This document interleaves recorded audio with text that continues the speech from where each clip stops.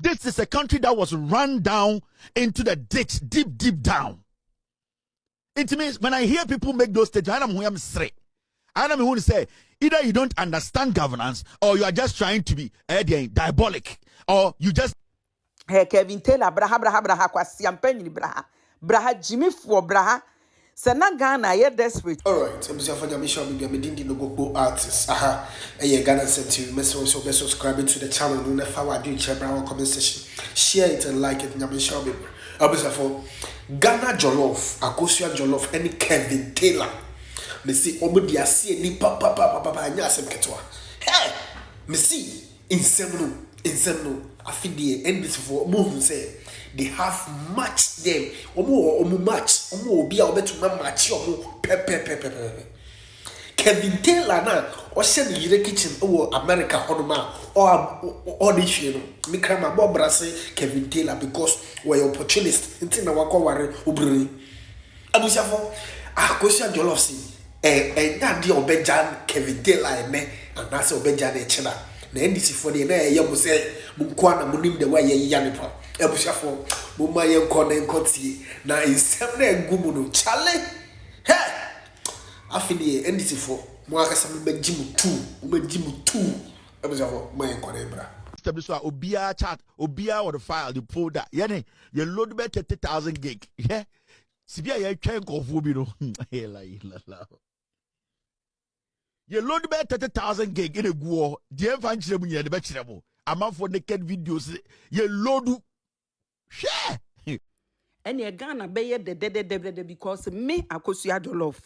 Obia NDC for nso be yi ne de ne bebe biara. Ma ye ready am nso me wo evidence upon evidences am ba be so aye nyina me kra me ntwen emuomu meyi no. Why no mo de ne ba nti me ne wo de wo Kelvin Taylor said de wo ni dwumadi a wuti wo kunu wo yiri basement no. Saa e na me nso me ni dwumadi na me nso me ti me kunu basement nti me no me enu useless ye de be bom wa e wo app so ne ye behwe kwasi Jimmy for be me te se wo wan no me de ne ba se edu nkatia kwasi ampanyini no di odi obiyire no odi ohima wo yeje wadi ohima wo yeje 12 years ansa na wo be ware still wo da so di ni evi o man sika de to tokas akese ma no ebie shop ma na wo ko ohima wo yeje shop ne sesie ya wo ton winsa we drink or ton wo ko ne shop sesie o ton evi so ye se edu nkatia girl no nti obi antimi nka na asem wo da so adi no that's where dino why you report that's where dino the odidi nkrofo yire na see edun ketia ne ho se sonso ni Jimmy for tantan buawi wonam obedi Ghana anim ana obe de edidi nkrofo yire ana the head of Medusa the head of Compound House Julius Zebra Tramadol tramo ni be ma no tramo ni be ma obi anim se Julius Zebra Ghana ha ono ne di kan nom tramo eme ye kwachi no woni fie se wonom tramo a ebetese ye a mamrante nyina so tramo mu nom ye eye Julius Zebra nti wono sa ba ma kwahwensani aboa na warensa awie nuro dane aboa bi nam ho no no a wantimi amfa ne so ba anware wagya ne yire panyu akofa akora ketwa efise wabenya Ghana sika edi nti wode afa Slay Queen wantimi amfa ne size anware Slay Queen no fa ye sika no de be ma Slay Queen ana ade ahia Tramo ni be ma Julius Zebra odi esika be ma Slay Queen eye na ejina yi anase hwan lodina ketremabutu ye Yakubu kodin gushegu tutu ni ba wo konyem ne first born wode be share ma papa na beje ne ba kwase me se ni nyina so ye de ho evidence be ba aboa se de o kan lodina butu ho din no pu ni nyina de be ba ma nipa na begina ha beka se de odi no ne se de ojeje hu sun ye kwase ya emfa ma because me no me enu me se ye ni dwumadi ye nyina eti basement ne ye be ye hu bi pa what se o kwase ya me na me ye level bra wo Kelvin Taylor bra me se fa MPP ni bia wo so won Julius Zebra nyame anim ne nukure ni Julius utiri mu odin pa o enti wa hu akura yi mobo ansuro nyame kakra da Julius Zebra Ghana mpanyimfo ye de motena ade so se munni akonwa nhwe o man yi hwe mu nkwala mayen a na mo de adane nkura die Julius nti uja wo yiri panyina ne wo ma sha abrabo ase no akofa Slay Queen ni abaye ya wode ade abo ne yem se de wo gigi susu Julius efa Ghana sikama no kwaye ne to ene ne yefuru didi wachi nti we na wo se wo first lady adi Julius Zebra wo kwashi wi nti wo shi wi ana wo refi wiase wo refi nyame se nyame wo ho obebu attend bi Julius Zebra mi ye Kristo ni o nti na ade a wo ye ha mi no mi nim nyame pa mi nim Bible mu akwala na wachi na wudi no Ghana de ye chiri musuo saa wo yera woni na bobra we joba na si ho akofa akora ketua we Julius Debra di wachi se Ghana fo agiminti ye meto aba maw ne fa akora we bra betena so se first lady wo ho aboa te se wate ada na Julius utiri mo den sa Ghana mpanyimfo mutiri mo den papa mutiri mo den akora ketua we adai akora ketua we ni to ahwe nyame anim akofa akwana we Julius usuro nyame Julius Debra usuro nyame Julius Debra oba presa akora ketua we yemba we eto ka akora we to na afekere ni chese wo bedia Julius ntu yemunhyew. This is a country that was run down into the ditch, deep down. It means when I hear people make those statements, I'm straight. I'm who say either you don't understand governance or you are just trying to be diabolic, or you just need attention. That's how I see it. Because say uni maybe ana Ghana jina, uni the desperation na eda Ghana so uni me sika. Hey Kelvin Taylor braha kwa siampenyi braha Jimmy for braha. Sana Ghana ye desperate sa ama Ghana ya tetia pasam sa enka ye momo baso na ndisi mo baso no Ghana 4 months pe eni hu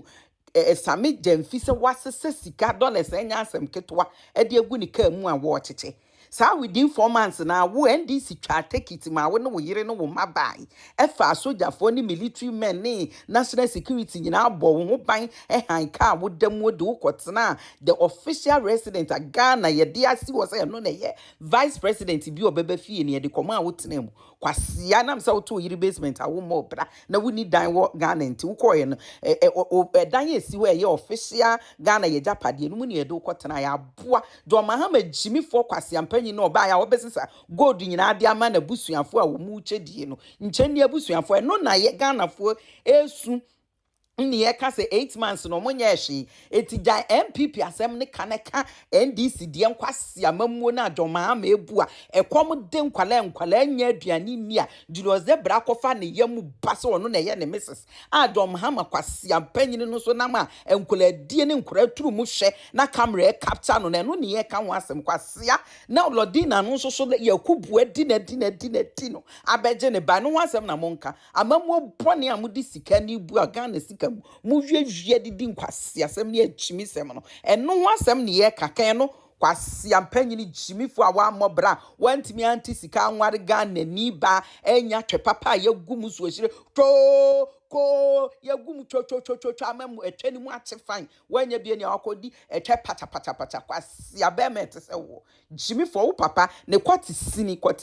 kwase ampanyini kwatesini no do mahama ma ye ni kafa na no hye NDC ba o matimi abeto yama na eno no hye kwase etese wo Jimifo be ma wo papa ne osebola abua na kan kwatesini no de hye ni kasini abua kwatesini bi ba papa kwase ampanyini Jimifo na wote wo mobra na wo hu ni se oyo hene menim kro mo so mo agimi o mo kofa kwatesini we ya ono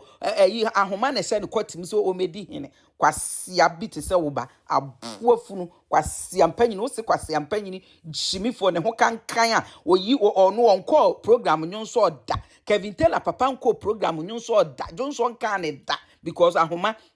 ene da no kwatim kwase ampanyini etese wo Jimifo jo mama hweso mu o man no nya kwase asem na odi sika ni die ene nkwara atwe na wo hwe no kwase afo Wo masawudu so what we tina TV so eyi pen and paper etro myself mani see na ye kan ni nyina o TV so a meja bi show we meja ye Kelvin Taylor ti ha eda Julius Debra obeja akwala na wafa ni di nechi se ne yire no no akofa ne yire panyin one ne wo ma no odi na di nechi no saada no me free TikTok me akosi Jollof me free TikTok me ma TikTok ana social media baby ebim ba wontimi nye saade ne dia me de no pa akwasiya Jimifo te se Julius Debra ye ne ti koto adwene nim wi hie enti se nye wi hie a enka wono Julius Debra ne se okofa akora we akora wo betimi awo ne banti se wo ro ho na akora no ro ho na Julius wo fitiri uti kase mu na ado ani hwe akora ne twa wo yem nhwe wo hu se wo ba twa na wo hwe wo hwe akora we twa wo hu se wo ba twa na wo hwe ade no mo chimi sa waja wo yire panyini no ene wakofa we na ade Ghana sika ma no hwe akolai ne waye na fu ne to flat or the aye possession enkola na street mu ton nsuo onkrofo na dwom ton anwa mu ton awiosu ukojeje o mo tax na ade ama akora we no de aye na fu ne to kwase wuti kono adwene nim jimifo be ma kwase ampanyina adura ye wo ma woni joma ama aka bom joma ama pese wo na abedi president nti mwasoma nkora wo wiem akokum wo mo asesa nso akogu wo da mu hwiahwiade ye nnuro aboa kwase ampanyini te se wo Julius Debra dwini be ma te se wakofa akora we yedi wachi e na wo hwe nkora atwe se wo yire no waja wo yire panyini ho wo akola we wo di na wo mfere wo yam nso wo kwase akakraka se lodi na turumu wo jimi bebrebe se lodi na twe abuafunu wapepe so se lodina amotuom kwase abema te se wo Julius Debra abuafumu sori ankoradie mu koye politician mu awie sika na mu de man kwa akofa wo yem ba we se o yire no wo pe so we meye first lady wo pe se slave queen first lady Ghana slave queen first lady never slave queen first lady abua